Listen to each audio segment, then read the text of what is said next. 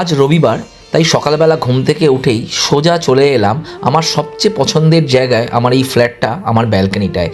মায়ের হাতের সাজানো এত রকমের ফুল গাছ দেখলে না সত্যি মনটা ভরে যায়। আর ব্যালকনি থেকে বাইরের এই অপরূপ দৃশ্য, গ্রাম্য পরিবেশ এর আগের ভিডিওতেও তোমরা অনেকবার দেখেছো, তাই নতুন করে আর বলার কিছু নেই। ব্রেকফাস্ট এখনো রেডি হয়নি, তাই কাজুর ডিব্বাটা খুলে নিয়ে দুটো কাজু মুখে দিয়ে দিলাম।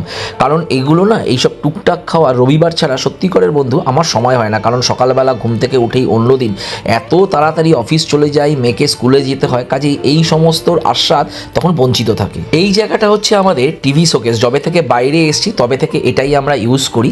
আর এইটা দেখতে পাচ্ছ না, এই জগন্নাথ দেব, এটা কিন্তু আমার মেয়ে নিজের হাতে বানিয়েছে। আর সামনের জগন্নাথ দেবটা এটা মা গিফট পেয়েছে। তারপর রান্নাঘরে গিয়ে দেখি আমাদের দিদি তাড়াতাড়ি করে সকালবেলা, রবিবার হলো, এসে বাসন টাসন মেজে গুছিয়ে দিয়ে চলে গেছে। বলতে বলতে সকালবেলার ভাত অলরেডি হয়ে গেল।